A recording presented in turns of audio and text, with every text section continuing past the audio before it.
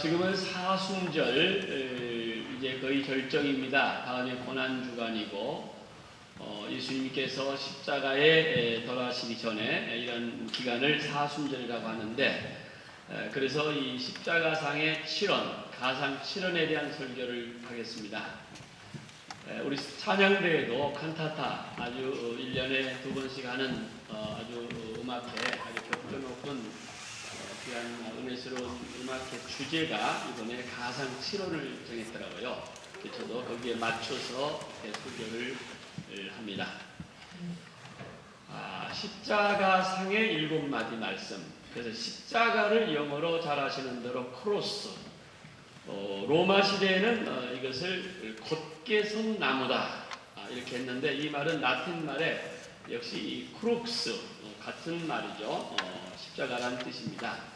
곧게 선 나무에다가 옆으로 다른 나무를 붙여서 십자가형을 만드는데 제일 꼭대기가는 그 죄인의 죄목, 죄표를 붙이고 높은 언덕에 이렇게 세워지는 십자가형입니다. 죄수가 결정되면은 제일 먼저 심하게 죄수를 매질을 해서 피투성이가 된 다음에 이제 십자가를 죄수에 지워서 형장까지 이렇게 끌고 가게 되는 것입니다. 형장에 도착하면은 그 사형수의 옷을 다 벗기고 십자가 형틀에 눕혀놓고 양쪽 팔과 다리에 이렇게 못을 황강 박고 이게 또 많은 사람들의 구경거리가 되도록 세워서 이렇게 오랫동안 놔두는데 거기에서는 모든 피가 다 쏟아지고 또 며칠 동안을 고통을 당하다가 숨을 거두게 되는 이러한 비참한 사형 방법입니다. 그래서 십자가형이라고 하는 것은 세상에서 가장 잔인한 처형 방법이었습니다. 그래서 그때 세계를 컨트롤하고 있는 최고의 로마 시민들은 어떠한 죄를 지어도 십자가형만큼은 로마인들에게는 해당이 없었다고 합니다. 자, 이제 우리 예수님께서 사랑하는 제자에게 배반을 당하고 이에 또 동족에게 배신을 당하고 또 빌라도 총독의 잘못된 판결에 의해서 십자가 현장으로 끌려가셨습니다. 무거운 십자가를 지고 또 매를 맞으면서 먼 골고다 언덕까지 참으며 그 길을 걸어가십니다. 그래서 오죽 힘들고 지치고 막 쓰러지고 그러니까 옆에 있는 다른 사람을 하나 붙들어 가지고 대신 십자가를 지도록 마지막 골고다까지는 다른 사람이 지고 갈 정도였습니다. 그래서 그 현장에 도착했는데 현장에는 다른 죄수 2명이 아주 이 강도와 아주 이 폭력 이런 아주 나쁜 이런 죄를 지은 2 죄수들이 양쪽에 있었고 주님은 한 가운데에서 십자가가 세워져 있었습니다. 예수님은 그 십자가 위에서 한 6시간 정도 이렇게 늘어져서 고생을 당하시다가 운명을 하십니다. 그 6시간 동안에 그 십자가 위에서 남기신 말씀이 이렇게 다 성경을 기록하는 사람이나 증언하는 사람들에게 다 이렇게 수집을 해서 알아보니까 7마디의 말씀을 6시간 동안 입에서 한마디씩 하셨어요. 이것이 바로 가상 7원, 유명한 말씀들이 많습니다. 주님은 죄 없으신 분이 죄의 누명을 쓰고 죽음의 형벌을 받으십니다. 놀랍게도 그런 한마디의 변명이나 불평 없이 오히려 7마디의 이 내용을 보면은 인간을 용서하는, 다시 말해서 그 앞에 있는 내려다보고 있는 그 원수들을 향한 사랑의 음성을 들을 수가 있습니다. 특별히 말씀드린 대로 우리 이 사순절 기간 중에 우리를 향하신 주님의 말씀을 묵상하시면서 설교를 드리면서 이 말씀이 성령의 음성이 저와 여러분들에게 들려지기를 주님의 이름으로 축원합니다. 첫 번째 말씀입니다. 첫 번째 말씀 오늘 34절에 나와 있죠. 34절을 여러분 성경을 들고 한번 같이 한번 큰 소리 읽어보겠습니다. 시작. 이에 예수께서 이르시되 아버지 저들을 사하여 주옵소서. 자기들이 하는 것을 알지 못함이니이다 하시더라. 그들이 그의 옷을 나누어 제비 뽑을세. 앞을 보십시다. 하나님의 용서입니다. 용서의 말씀을 가지고 예수님께서는 하나님께 간절히 기도하는 내용입니다. 자기도 지금 고통스럽고 힘들고 정말 말로 표현할 수 없는 이런 절규를 하는 이런 가운데 있는데 첫 번째 하신 말씀이 이 원수들을 향하여서 용서해 주시라고 하는 하나님께 기도하는 것입니다. 예수님께서 십자가에 못 박히신 뒤에 자신을 죽이고자 하는 무리를 향하여서 측은한 마음으로 저들을 불쌍히 여기면서 하나님께 기도를 드려드리는 이런 내용이 첫 번째 말씀입니다. 그는 평소에 원수를 사랑하라고 하시는 그의 가르침을 그대로 실천해 보이면서 이렇게 증명해 보이는 이러한 점에서 아주 적절한 말씀으로 이해가 되는 것입니다. 여기에서 이제 이 저들이라고 하지 않습니까? 저들. 용서의 대상을 저 사람들은 사형 집행자인 지금 바로 이 로마의 군인들 뿐만 아니라 주범인 사내들인의 그 대표들, 지도자들, 그리고 그 음모에 가담했던 많은 사람들, 모든 죄인들을 합하여서 저들이라고 얘기하는 거예요. 저들의 죄를 사하여 주시옵소서. 그들은 무지 가운데 이제 다 지나가고 나면 이런 게 다 밝혀지겠습니다. 그때는 몰랐습니다. 그들이 너무 무식하고 무지 가운데에 영광의 주를 못 박았습니다. 베드로는 오순절 이후에 그가 성령 받고 설교를 하는 내용이 아주 유명한 설교가 있지 않습니까? 베드로가 말하기를 너희들은 생명의 주를 죽였도다. 유대인들에게 어찌할꼬 어찌할꼬 가슴을 치는 그들에게 회개하고 세례를 받아라 이렇게 하면서 생명의 주를 너희들의 손으로 죽였다. 이렇게 베드로의 설교를 우리가 기억합니다. 이 기도는 예수님께서 평소 내내 외쳤던 그 말씀이 바로 용서와 사랑이었습니다.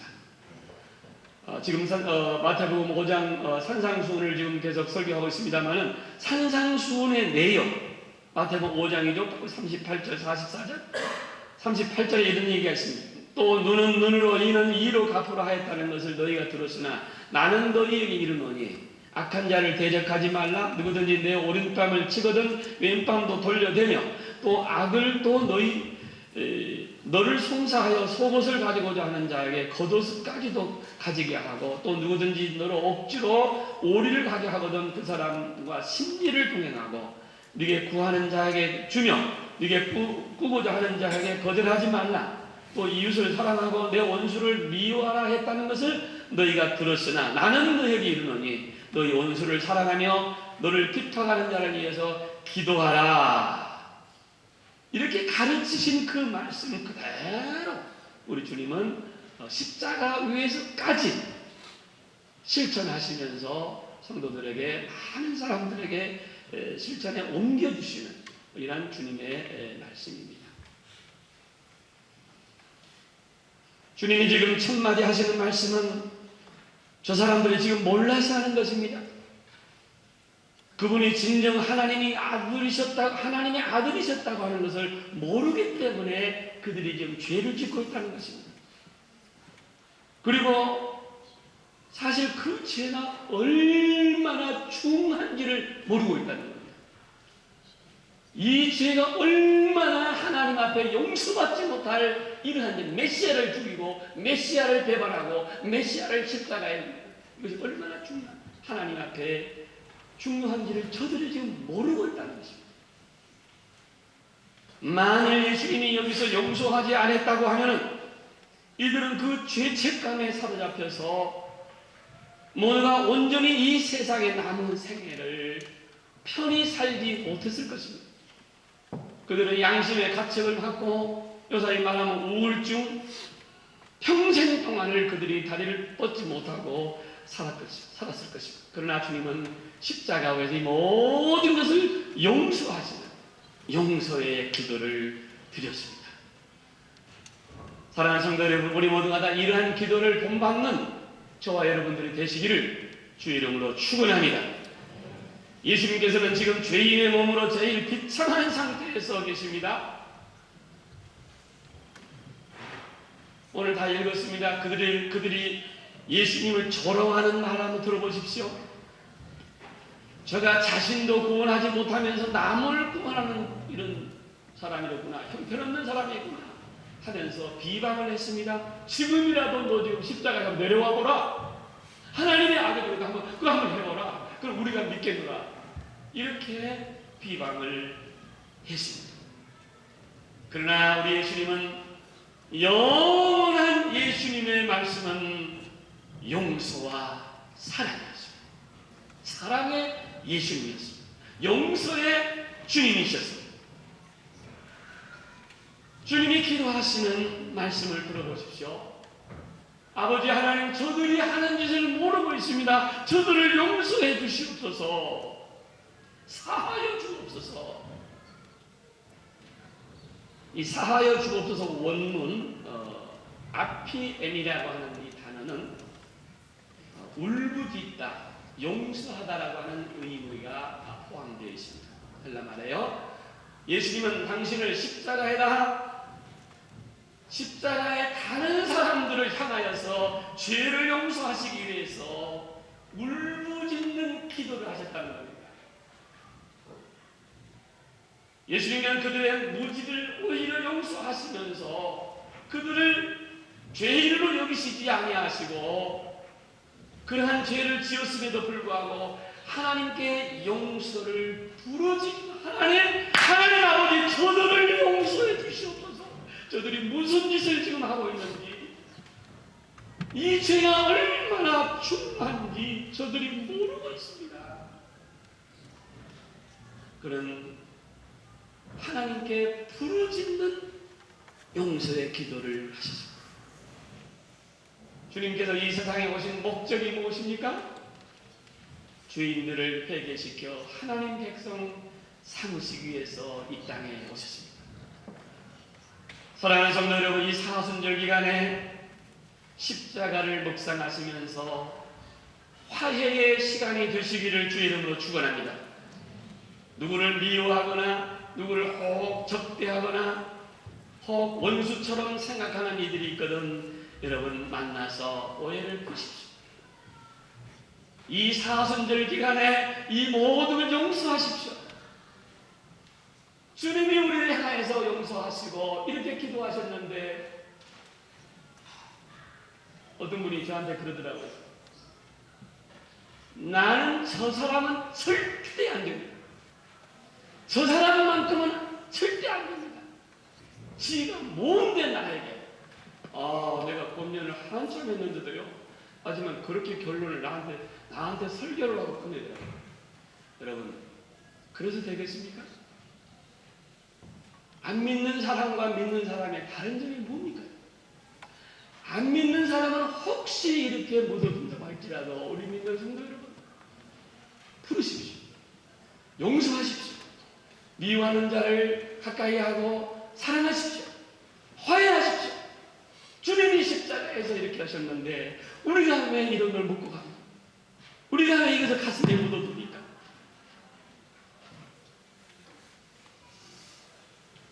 우리는 교회 다니는 사람들은 그러면 안 됩니다. 우리는 그의 예수님의 제자들입니다. 이러한 용기를 가지시는 저와 여러분들 되시기를 다시 한번 권면합니다. 축원합니다. 두 번째로는 43절이에요. 한번 또 읽어보겠어요. 43절 다 같이 읽어볼까요? 예수께서 이르시되 내가 진실로 내게 이르노니 오늘 내가 나와 함께 낙원에 있으리라. 그 죄인을 향해서 옆에 서 있는 다른 죄수를 향해서 하신 말씀이죠. 죄인을 향한 구원을 선포하는 겁니다. 여기서 언급되고 있는 낙원은 헬 파라데이소스, 쉽게 해서 자르단, 정원입니다. 정원. 더 쉽게 얘기하면 창세기 2장에 나온 에덴 동산을 표현할 때 이 단어를 사용했습니다. 이사야 50장, 51장에 이런 내용을 자세하게 설명을 합니다. 미래의 에덴 동산으로서 기쁨과 즐거움이 약속되는 곳을 말하는 것입니다. 주님이 이 에덴을, 이 동산을 낙원을 말씀하셨습니다. 예수님의 곁에 서 있어서 함께 십자가형을 받는 강도가 예수께 말하기를 당신의 나라에 임하실 때 나를 기억해 주시옵소서. 그가 두 사람이 이제 마태복음 보면요, 두 사람 다 예수님을 비난했다고 그랬어요. 그런데 또 다른 데 가보면은 그 죄수 한 사람은 예수님에게 다른 죄수를 책망하면서 너나 나나 똑같은 사람인데 왜 그렇게 책망하느냐? 저분은 죄가 없으시고 십자가 못 박혀 죽고 있다. 우리는 죄가 있지만은, 그러면서 예수님을 향해서 이 말을 합니다. 주님의 나라에 임하실 때 나를 기억해 주소서. 나는 주인입니다. 이렇게 할 때에 대답하는 말씀이, 내가 분명히 말하지만 오늘 내가 너와 함께 낙원에 있으리라. 하나님으로부터, 주님으로부터 축복의 말씀을 선포받았습니다. 구원받은 성도들이 낙원에서 상급을 받을 것을 여기서 얘기하는 것입니다. 예수 믿고 구원받고 용서받고 하나님 앞에 나가는 자들은 이 낙원이 우리에게 준비되어 있는 줄 믿으시길 바랍니다. 그 낙원은 하늘나라, 그 생명나무와 하나님의 보호자가 있는 새 예루살렘에 있는 구속받은 자의 영원한 처소를 의미하는 것입니다. 주님은 이런 말씀 여러 번 언급하셨어요. 내 아버지 집에는 거할 곳이 많도다 하시면서 그분이 다시 오실 때에 자기 백성을 데리러 오신다는 말까지 했습니다. 요한복음 14장이죠. 너희는 마음에 근심하지 말라. 하나님을 믿으니 또 나를 믿으라. 내 아버지 집에 거할 곳이 많도다. 그렇지 않으면 너희에게 일렀으리라. 내가 너희를 위하여 거처를 예비하러 가노니 가서 너희를 위하여 거처를 예비하는 내가 다시 와서 네게로 영접하여 나 있는 곳에 너도 있게 하리라. 이렇게 말씀을 하십니다. 예수님을 회개하면 그를 기억해달라고 요청하는 강도에게 오늘이라는 말을 합니다. 오늘, 지금, 너나 나나 지금 생명이 끊어지고 이러면 오늘, 지금, 당장 나와 낙원에 함께 있을 것이라 약속을 하십니다. 자기의 죄를 인정하고 회개하는 죄수에 대한 예수님의 답변, 곧 구원의 조건을 얘기합니다. 구원의 조건은 회개와 믿음이라는 것입니다. 믿음입니다. 예수님을 믿는 것입니다. 많은 신학자들이 여기에 대한 재미있는 얘기를 많이 썼는데, 마르틴 루터는 말하기를 실로 이 도둑이야말로 신약 성경에서 가장 정당한 성도다, 이렇게 얘기했습니다. 무슨 말씀입니까? 진심으로 예수님 앞에 자신을 고백하며 자신을 구원해달라고 요청합니다. 나는 죄인입니다. 주님 나를 기억해 주시옵소서. 이런 고백이 저와 여러분들의 고백이 되시기를 바랍니다. 믿어야 됩니다. 믿음이 주님을 믿을 때에 주님은 우리에게 약속하실 것입니다. 오늘 너와 나와 함께 낙원에 이르리라. 주님을 믿는 성도들은 이 영광스러운 주님과의 재회의 순간이 있을 것입니다. 언젠가는 주님과 함께 저 낙원에서 우리 주님을 만나고 언제나 기쁨이 이루어질 것으로 믿습니다. 사랑하는 성도 여러분, 믿지 않는 영혼을 위해서 기도해야 돼요. 기도만 하면 안 됩니다. 믿지 아니하는 영혼을 위해서 복음을 전하시는 저와 여러분들이 되시기를 주의 이름으로 축원합니다. 교회 밖에 구원받아야 할 이들에게 우리의 눈을 돌려야 할 줄로 믿습니다. 교회 안에도 물론 전도 대상자가 많으십니다. 교회 왔다 갔다 하는 노미널 크리스천, 이름뿐인 교인들이 많이 있습니다. 이 강도와 같이 주님 앞에 신앙을 고백할 수 있는 여러분들 되시기를 바랍니다. 그리고 교회 밖에 믿지 아니하는 전도 대상자를 놓고 우리는 특별히 사순절 기간에 주님의 보혈을 증거하며 전도할 수 있는 여러분들이 되시길 바랍니다. 믿지 않는 부모, 형제, 이웃을 위하여 저들이 구원받아야 안 되겠습니까? 너무나 형식적으로 절기적으로 사순절 지나가고 부활절 지나가고 또 성찬절 돌아오고 성탄절 돌아오고 이런 식으로 우리가 신앙생활을 하면 안 됩니다. 어떠한 계기를 통해서 어떠한 기회를 타서 어떠한 상황을 통해서라도 우리는 전도할 수 있는, 내가 구원받아 감사하기 때문에 믿지 아니한 우리 부모, 믿지 아니한 우리 형제, 믿지 아니한 내 이웃, 직장생활, 사회생활, 안 믿는 영혼을 위하여서 전도할 수 있는, 복음을 전할 수 있는 여러분들이 되시기를 다시 한번 권면하고 부탁하고 축원합니다. 다 같이 아멘 하십시다. 저 사람은 안 돼, 못된 인간이야, 구제 불능의 인간이야, 저놈은 안 돼 라는 말을 하지 마십시오. 절대 이런 얘기를 하지 마십시오. 포기하지 마십시오. 복음을 전하는 강도로 구원받아서 복음을 전하는 예수님의 음성을 들으면 누구도 회개하고 하나님 앞에 나가 하나님의 백성이 될 수 있다 라는 소망을 버리지 마십시오. 여러분 지금 기도하십시오. 세상적으로 만나고 놀러가고 여행가고 커피 마시고 그 사람이 구원받았는지 교회 관심이 있는지 없는지, 저 사람 만나면 교회 얘기, 만나면 교회 욕하고 성도들 싫어하고 나는 교회 싫어, 듣든지 아니 듣든지 복음을 전하십시오.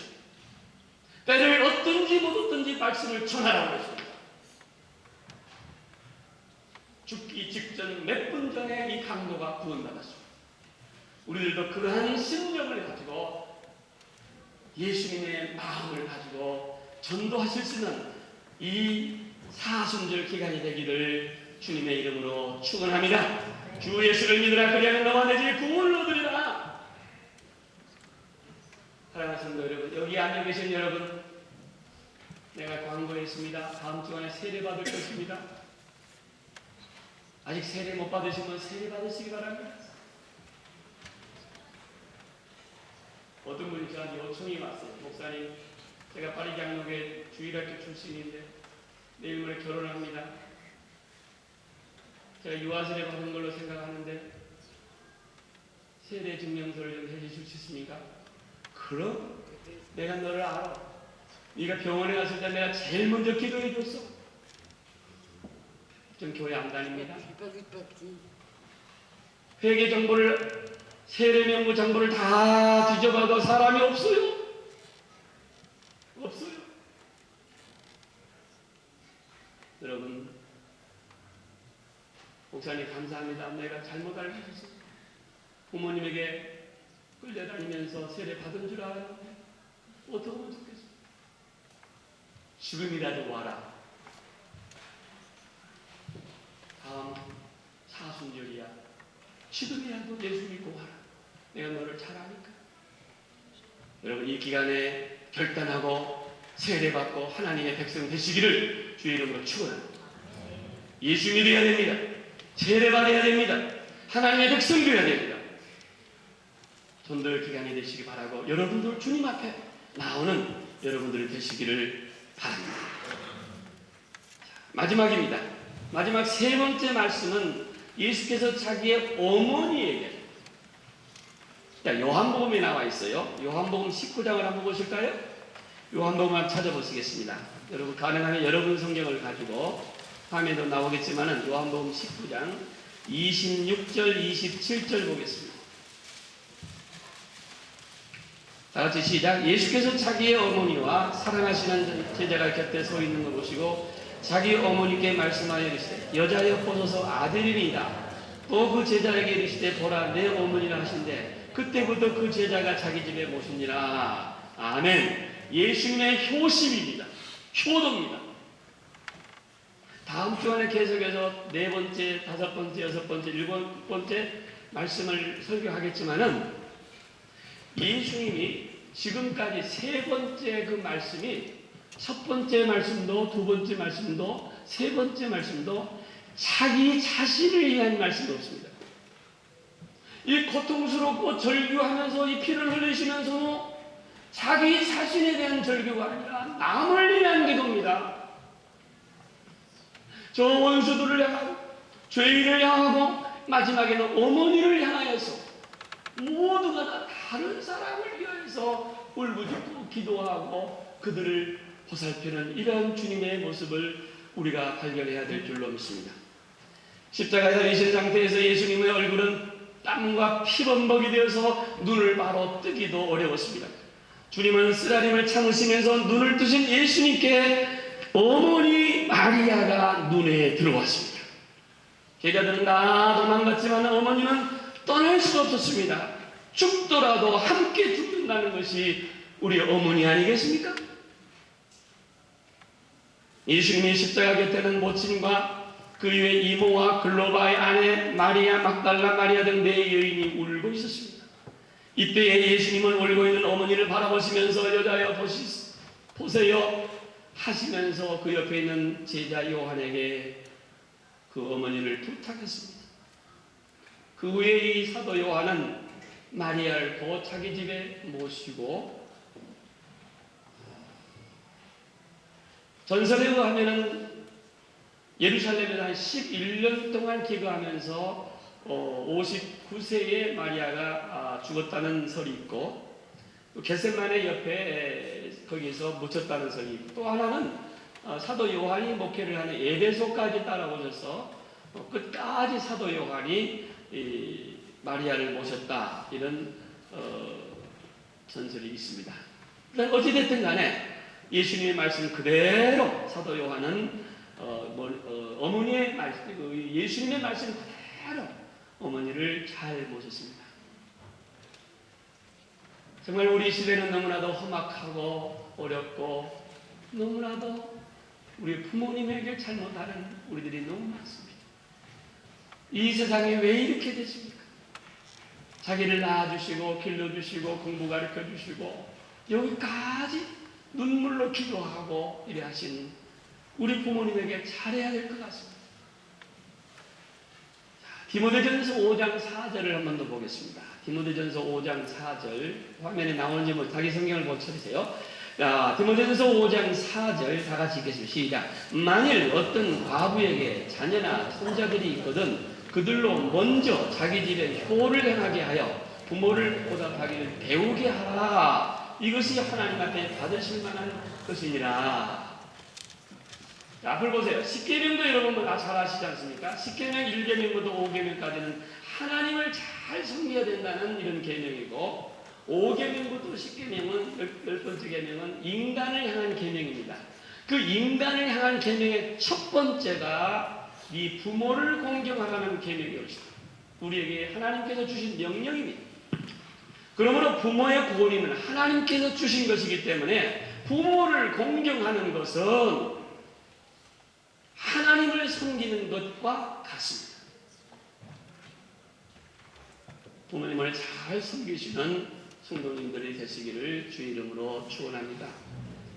예수님께서는 십자가에서 그 생명을 다하는 최후의 순간까지 부모 공경의 계명을 실천해 우리에게 보여주신 것입니다. 특별히 우리 해외 생활하는 저와 여러분들 부모님을 가까이 모시지 못하기 때문에 많은 아쉬움이 있습니다. 답답한 게 많이 있습니다. 그러나 부모님을 섭섭하게 한 것 생각나거든 그 용서를 빌고 앞으로 잘 해드리시는 부모 공경할 수 있는 저와 여러분들이 되시기를 권면합니다. 이제 말씀을 마무리하겠습니다.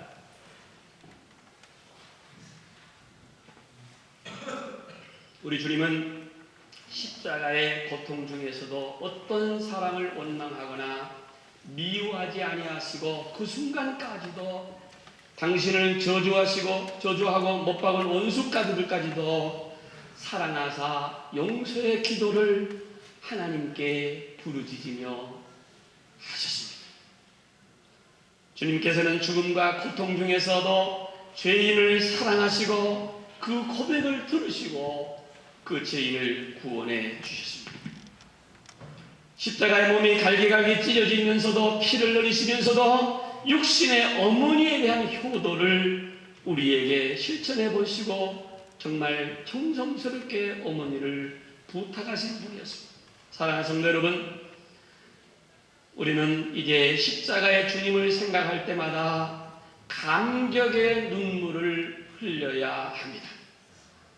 고난주간 사순절에만 그럴 것이 아니라 한평생 나 같은 죄인, 저주받은 이 죄인을 구해주신 주님을 사랑하고 주님을 자랑하고 이 십자가를 자랑하고 십자가 앞에서 기뻐하고 십자가 앞에 경배하고 십자가 앞에 결단하고 십자가를 붙들고 하나님을 만나시는 여러분들 되시기를 바랍니다.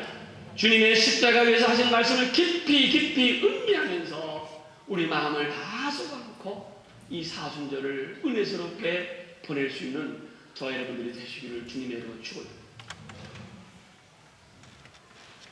아직 기도하십시오.